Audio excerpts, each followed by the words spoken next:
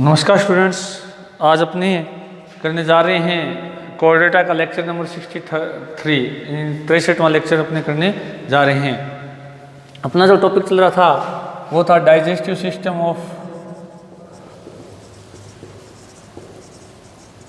एम्फिओक्सिस।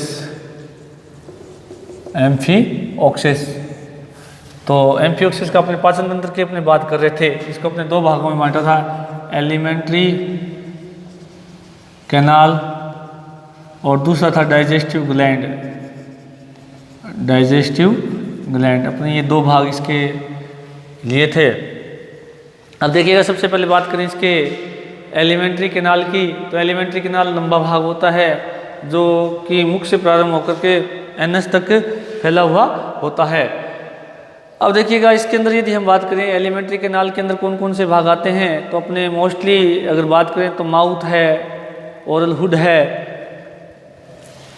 उसके बाद में वेस्टिब्यूल है, उसके बाद में अपने फेरिंक्स है, फेरिंक्स के बाद में अपने इसका ओइसोफेगस छोटा सा भाग है, उसके बाद में इंटेस्टाइन है, फिर अगला भाग कौन सा होता है, एनस। ये भाग सारे के सारे कौन से हैं, एलिमेंट्री कैनाल के भाग हैं।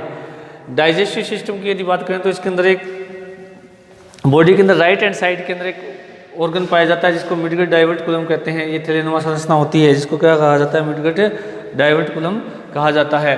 तो ये केवल एक संरचना इसके अंदर पाई जाती है।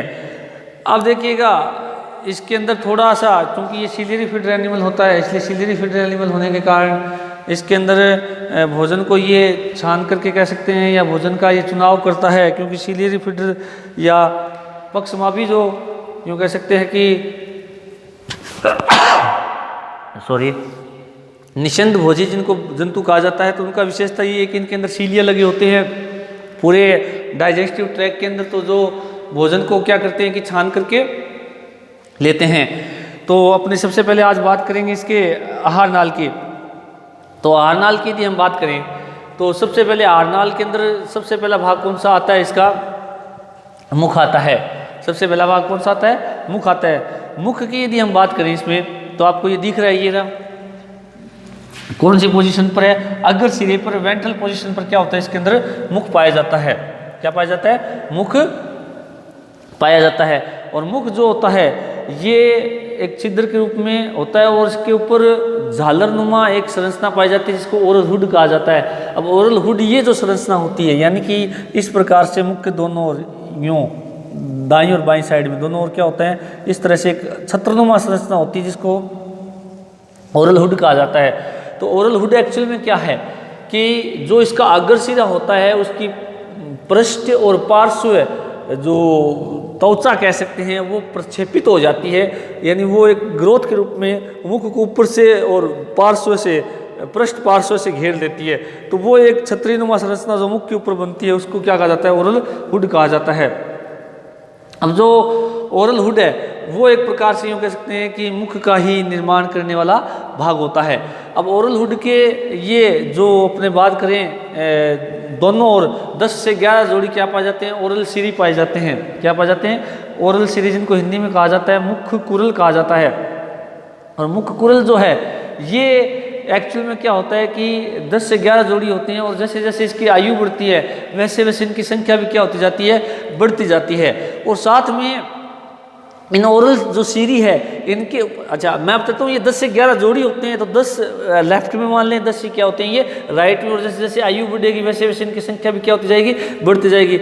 अब देखिएगा क्या होता है कि इसके अंदर जो ओरल सीरीज होते हैं इनकी इस तरह से संरचना अपने कह सकते हैं कि मुख के दोनों ओर इस तरह से लगी होती है, बीच में मुख होता है, दोनों ओर क्या होते हैं, ये ओरल सीरी होते हैं। कितने होते हैं, 10 से 11 जोड़ी। अब देखिएगा ये कठोर संरचनाएं होती है क्योंकि इनके अंदर जो जिलेटिन जो होता है, जिलेटिन की बनी हुई छड़ होती हैं जो इनको क्या करती है, सहारा प्रदान करती है। और साथ में इनके ऊपर संवेदी रोम लगे होते हैं। क्या लगे होते हैं, संवेदी रोम लगे होते हैं, जो कि जिनको हम संवेदी अंकुरक भी कह सकते हैं, सेंसरी पेपिली जो जिनको हम कहा जाता है। अब ये काम क्या करते हैं कि जो भोजन यहाँ आता है जल के साथ, तो उस जल की, क्योंकि इसके अंदर जलीय जंतु है, भोजन को लेने का मुख्य आधार क्या होता है, जल होता है। तो जो भोजन जल के साथ यहाँ आता है, तो उस जल की एक प्रकार से जो इसके ऊपर पाए जाने वाले जो संवेदी रोम है या संवेदी पेपिली जिनको कहा जाता है, वो क्या करते हैं कि जल की रासायनिक जांच करते हैं। और ये चूंकि मुख के दोनों ओर इस प्रकार से लगी हुई संरचनाएं होती हैं, कौन ओरल सिरी या मुख कुरल, ये क्या करती हैं, एक छलनी की भांति भी कार्य करती है। तो जिससे क्या होता है कि जो जल अंदर आ रहा है उस जल को क्या किया जाता है, छान लिया जाता है। किनके द्वारा, इन ओरल सिरी के द्वारा। तो मुख कुरल या ओरल सिरी की संख्या कितनी होती है, 10 से 11 जोड़ी होती हैं। इनको सारा प्रदान करने के लिए जिलेटिन की बनी छड़ें इनके अंदर इस तरह से पाई जाती है। जब अपने बड़ा डायग्राम आगे देखेंगे, इस प्रकार से इसके अंदर संरचना होती है, जिलेटिन की बनी छड़ें होती हैं। ये छड़ी क्या करती है, इनको प्रदान, सारा प्रदान करती है। इस तरह से यदि एक को बड़ा करके हम देखें तो एक ओरल सिरी ये, और इसके अंदर ये इस प्रकार से क्या है, सारा प्रदान करने के लिए क्या है, जिलेटिन की बनी छड़ी, और इसके ऊपर इस तरह से संवेदी रोम लगे होते हैं। पेपिली, संवेदी पेपिली कह सकते हैं, सेंसरी पेपिली लगे होते हैं इस तरह से। तो ये संवेदी पेपिली क्या करते हैं, ये तो जिलेटिनस रोड है, और ये क्या है, सेंसरी पेपिली है, और ये क्या है, एक अपना ओरल सिरी है। इस तरह की संरचना होती है। एक को यदि हम बड़ा करके देखें तो इसको, तो ये खुद भी छलनी की तरह काम करता है, जल को छानने का, साथ में सेंसरी पेपिली जो जल की क्या करते हैं, रासायनिक जांच भी करते हैं। उसके बाद में इसका जो नेक्स्ट पार्ट होता है वो है वेस्टिब्यूल या प्रघान। अब वेस्टिब्यूल या प्रघान की यदि हम बात करें तो ये जो ओरल हुड है ये बड़े कीप के आकार की बक्कल कैविटी या वेस्टिब्यूल को क्या रखता है, बंद रखता है। और ये जो वेस्टिब्यूल है ये एक्टोड्रम द्वारा रहती है क्या, अस्थित। यानी इस तरह से हम बात करें, जैसे ये दोनों तरफ क्या हो गए, ये ओरल हुड हो गया, ये क्या है, ओरल हुड इस तरह से होता है मुख के।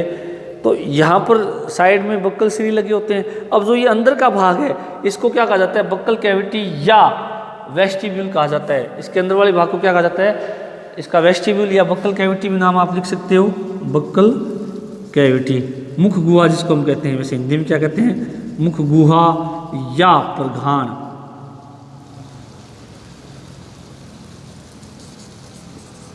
क्या कहा जाता है, मुख गुहा या प्रघान।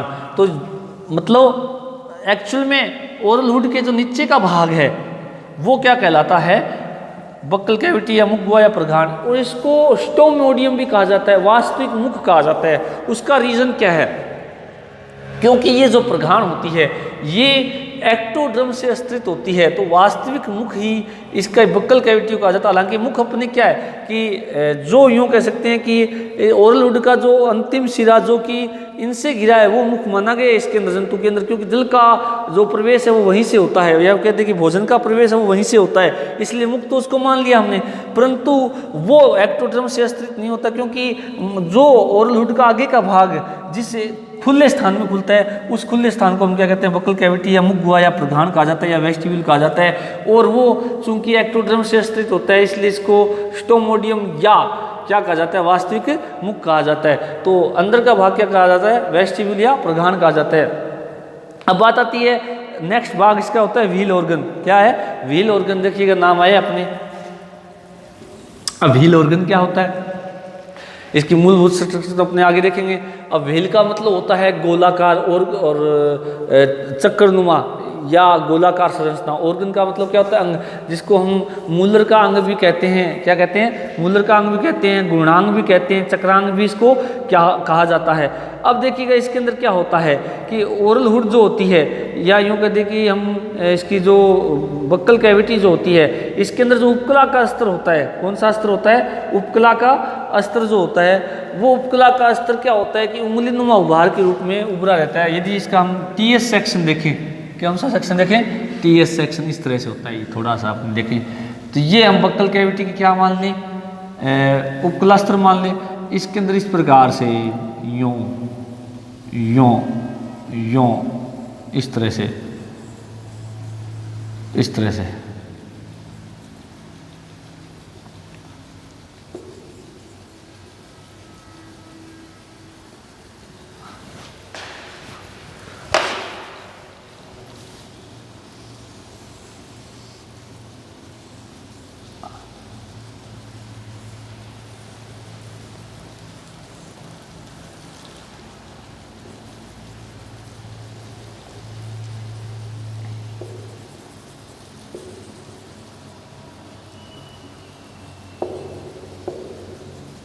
इस तरह से। तो ये देखिएगा अंदर की हम बात कर रहे हैं तो व्हील ऑर्गन आपको सेक्शन में तो इस तरह से दिखाई दे रहा है ना, ये वास्तव में ऐसा नहीं होता। अगर इसका टीएस सेक्शन देखें तो इस तरह से होता है। तो मतलब ये बक्कल कैविटी होगी, तो बक्कल कैविटी के अंदर इस तरह से एक चक्रीय नुमा संरचना क्या होती है, लगी होती है, यानी मुख के अंदर एक चक्रीय नुमा संरचना क्या होती है, लगी रहती है, और जो इस प्रकार से मूवमेंट करती रहती है। अब पहले तो इसका निर्माण कैसे हुआ ये देखने की बात है। तो हमने इस एरिया का टीएस सेक्शन ले लिया। वैसे व्हील ऑर्गन देखिएगा, ओरल हुड आपको समझ में आ गया, वो ऊपर का आवरण होता है अगर सिरे पर। उसके बाद में मुख इस एरिया के अंदर होता है जो किससे घिरे होते हैं, बक्कल सिरी से।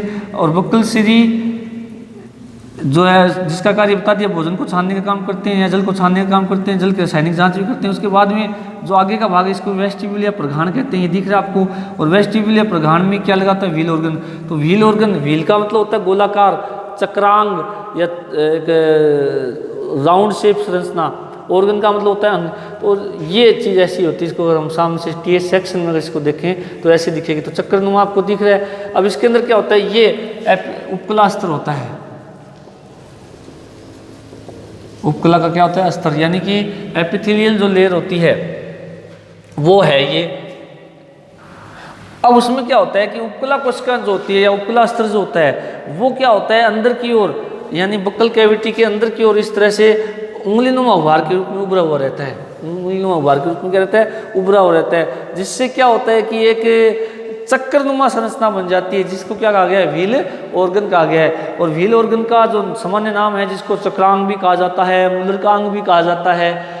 अब इस व्हील ऑर्गन का कार्य क्या है, अब देखिएगा ये यहाँ पर लगा होता है इस तरह से चक्री के रूप में इस जगह। तो ये यूं मूवमेंट करता है, यानी उन उपकला स्तर के जो उंगलीनुमा उभार उनमें क्या होता रहता है, बार बार मूवमेंट होता रहता है। मूवमेंट होने से जो जल का प्रवाह है वो किधर की ओर होता रहता है, इस मुख की ओर होता रहता है। तो ये जो व्हील ऑर्गन है उसका यही कार्य है कि जो है जल धारा के लिए एक भंवर का उत्पन्न करने का क्या करता है, काम करती है।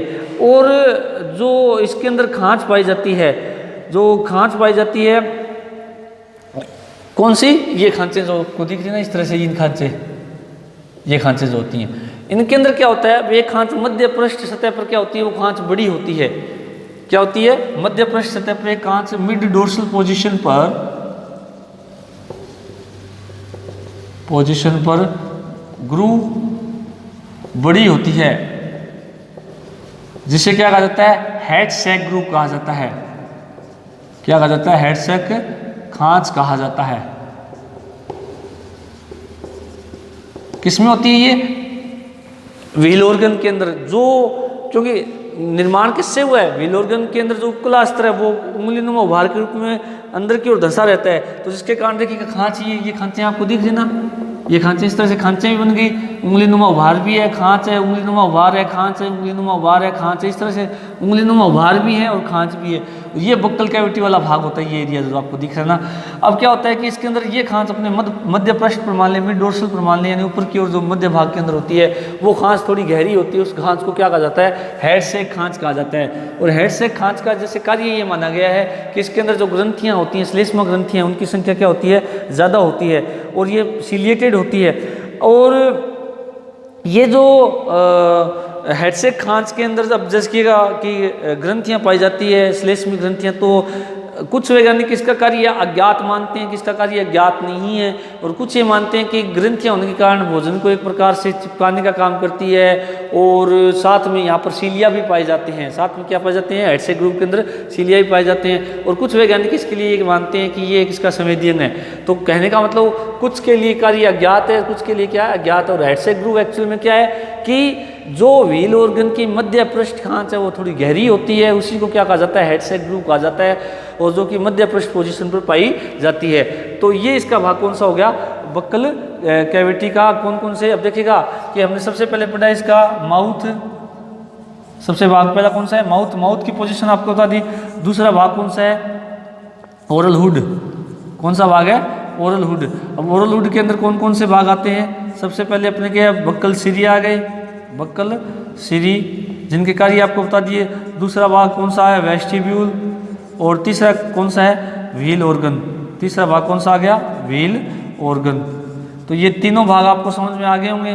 बक्कल श्री जो कि मुख्य दोनों ओर 10 से 11 जोड़ी होते हैं, भोजन को छानने का काम करते हैं, जल को छानने का काम करते हैं, जल को इस प्रकार से यूँ कह सकते हैं कि रासायनिक जांच भी करते हैं, छानते भी हैं, छलनी की तरह भी काम करते हैं और भोजन को रासायनिक जांच भी करते हैं। वेस्टिब्यूल या प्रगाढ़ अंदर का जो खाली भाग होता है मुख के अंदर, उसको क्या कहा जाता है, वेस्टिब्यूल या प्रगाढ़ अपने अंदर भी पाया जाता है। जिधर अपने ये जबड़े अंदर जबड़ों से अंदर की ओर का जो भाग है, जहाँ जीभ वगैरह तालू वगैरह स्थित होता है, उसको वेस्टिब्यूल या प्रगाढ़ कहते हैं। या यूँ कह सकते हैं हमारे जो ये गिलाफ बोलते हैं, ये जो अपने दोनों ये चिक जो होते हैं, चिक के दोनों के अंदर का जो स्थान है उसको वेस्टिब्यूल कहते हैं। वेस्टिब्यूल या प्रगाढ़ का मतलब एक खाली स्थान होता है, ठीक है। और व्हील ऑर्गन आपको बता ही दिया कि जो वेस्टिब्यूल या प्रगाढ़ है उसके अंदर का जो उपकला स्तर है वो 5 या 6 जिससे उंगली नुमा बाहर निकले रहते हैं, जिससे एक चक्कर नुमा संरचना बनती है, इसको व्हील ऑर्गन कहा जाता है। इसका काम आपको बता ही दिया क्या है कि इसके अंदर इस तरह से रोटेशन होता है। रोटेशन होने से क्या होता है कि जो जल की धारा है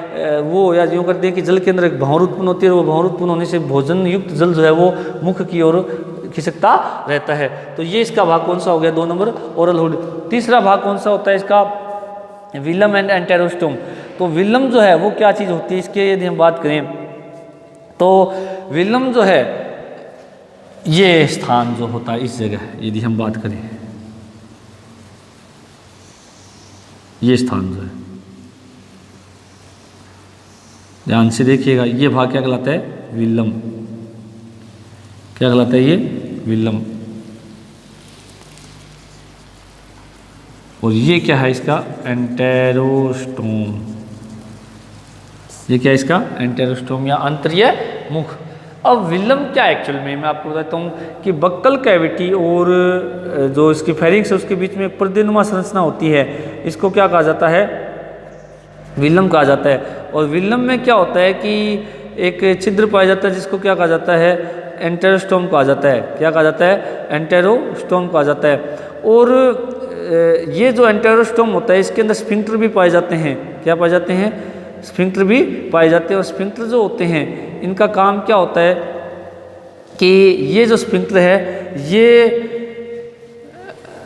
जो एंटेरोस्टोम का जो मुख होता है उसके व्यास को कम या ज़्यादा करते हैं। यानी ये भाग जो है आपको दिख रहा है, ये भाग पर्देनुमा संरचना तो क्या होगी, विलम कहते हैं। और विलम क्या कर रही है, बक्कल कैविटी या वेस्टिब्यूल और फेरिंक्स के बीच की एक पर्देनुमा संरचना होती है और इसके बीच में पाए जाने वाला मुख क्या कहलाता है, एंटेरोस्टोम कहलाता है। अब देखिएगा कि इस तरह से अगर हम थोड़ा सा इसको ढंग से बनाने का प्रयास करें, इस तरह से संरचना होती है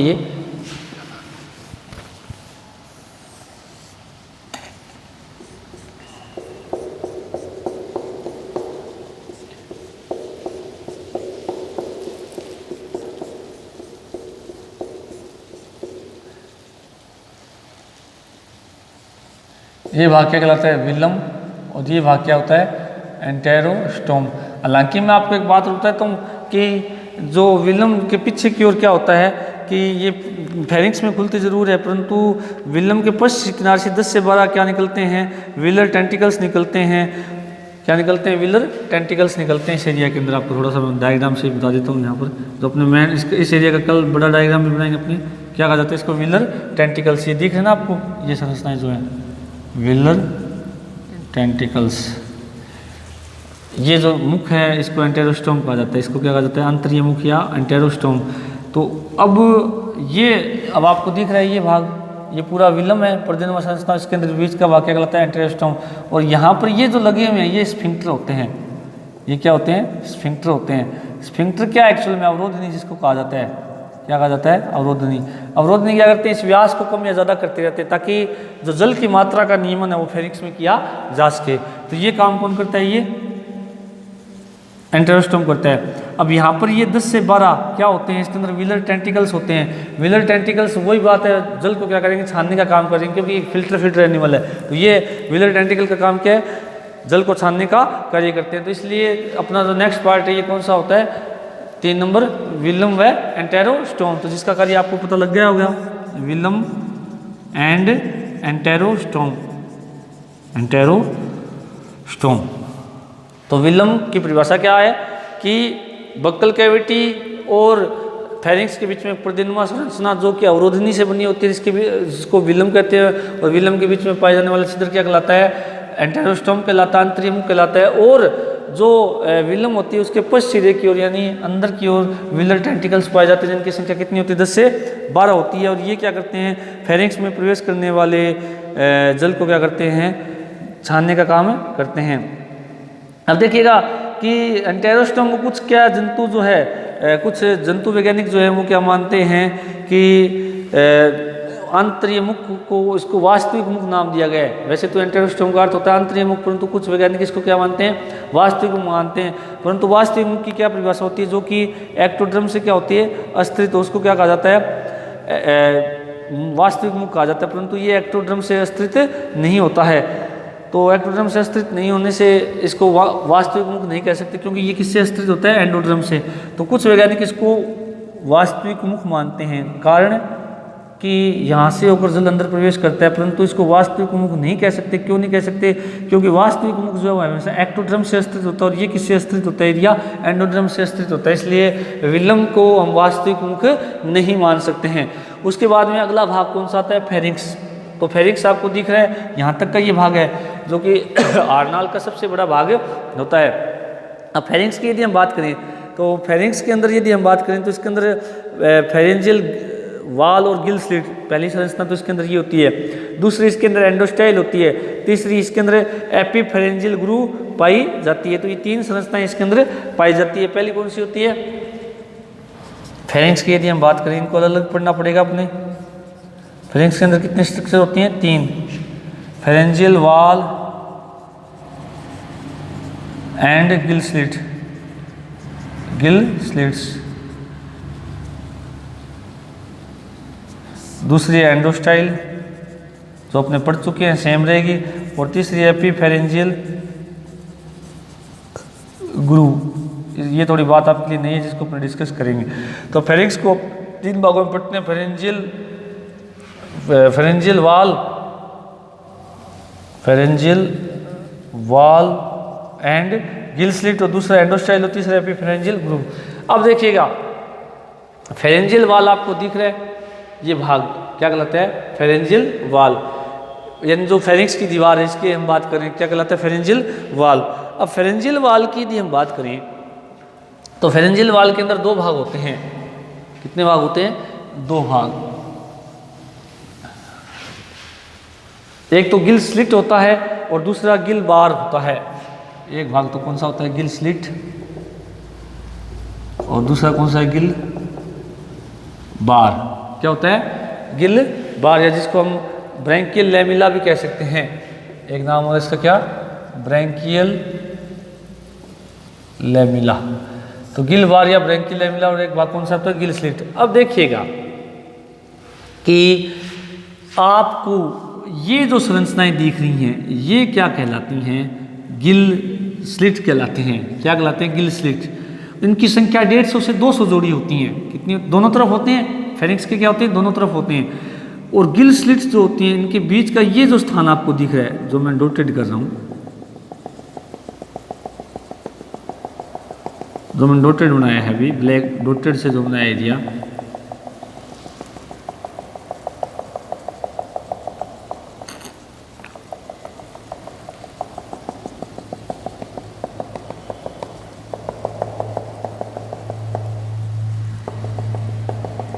अब देखिए जो डॉटेड मैंने बनाया है ये भाग कौन सा होता है? गिल बार या ब्रैंकियल लैमिला।